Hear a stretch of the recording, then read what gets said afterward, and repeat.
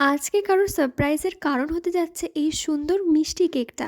দাদা এবং বৌদি ভাই মিলে একটা মিষ্টি সারপ্রাইজের অ্যারেঞ্জমেন্ট করেছিল তার ভাইয়ের জন্য। আমার বানানো কেকটা এই সুন্দর মুহূর্তের একটা অংশ হতে পারবে ভেবে আমার নিজেরও খুবই ভালো লাগছে। তো হাই, আমি শ্রেয়া নিয়ে চলে এসেছি তোমাদের সাথে আরেকটি কেকের ভিডিও নিয়ে, যেটার ইনসাইডে ছিল চকলেট ফ্লেভার এবং আউটসাইড ডেকোরেট করা হয়েছিল পুরোপুরি কাস্টমারের ডিমান্ড অনুযায়ী। রেফারেন্স অনুযায়ী একটা ফটো পাঠিয়ে বলে কেকটা যেন সেম টু সেম হয়, এবং আমি 90% কেকটা সেম করার চেষ্টা করেছি। আমি বলেই দিই যে কেকটা পুরোপুরি সেম হবে না, 90% থেকে 80% সেম করারই চেষ্টা করি। কেকের ডেকোরেশনটা কিন্তু ভীষণই সিম্পল, এবং এর আগেও আমি অনেকবারই সেম কেকের ডেকোরেশন করেছি। কমপ্লিট হয়ে গেছে কেকটা। সাইডে যে ক্রিমগুলো লেগেছিল সেইগুলো একটু ক্লিন করে নিচ্ছি, আর ওপর দিয়ে কিছু স্প্রিঙ্কেলস আমি অ্যাড করে দিয়েছি। ক্লায়েন্ট বলেই দিয়েছিল তার কেকের ওপরে নাম হবে রোহিত, এবং সেটা চকলেট দিয়ে লিখে দিয়েছি।